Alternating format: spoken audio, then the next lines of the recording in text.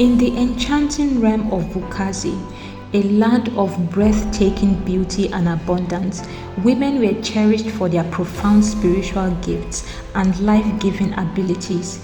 The kingdom was cradled between two great rivers, which provided fertile soil and an abundance of resources.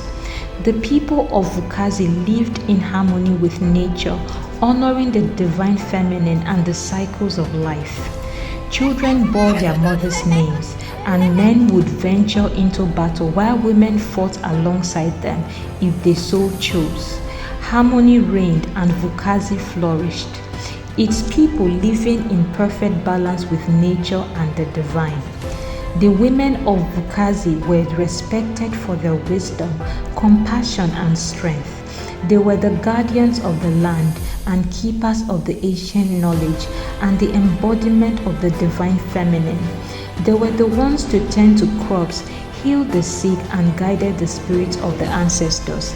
The men of Vukazi respected and honored the women, recognizing their power and wisdom.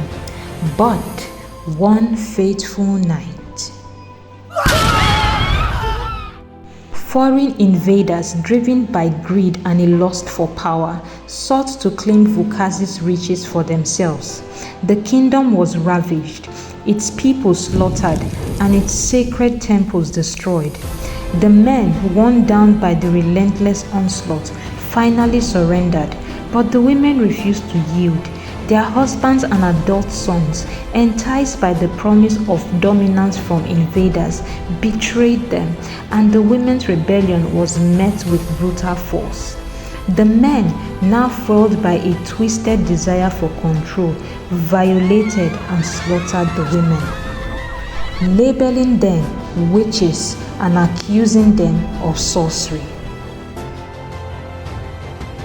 Amina, the king's daughter, a fierce and determined warrior, rallied the surviving women, and they vowed to avenge their fallen sisters.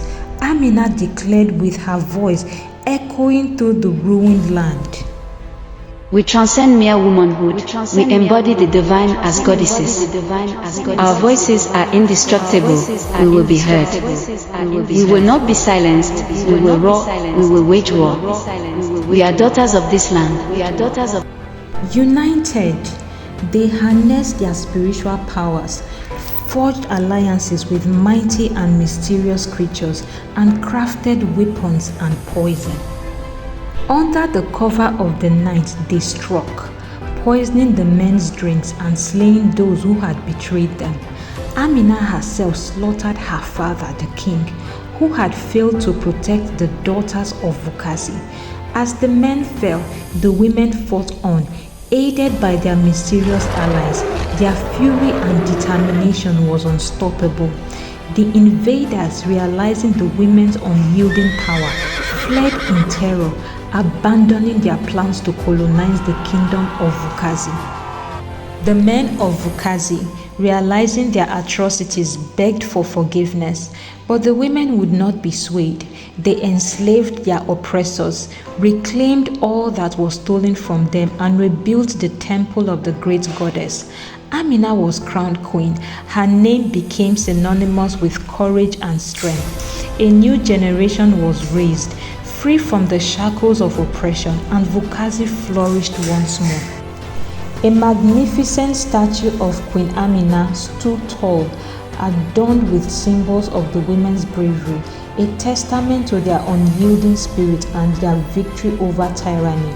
The kingdom of Vukazi became a beacon of hope, its people living in harmony with nature and the divine feminine, their power and wisdom guiding the land towards a brighter future.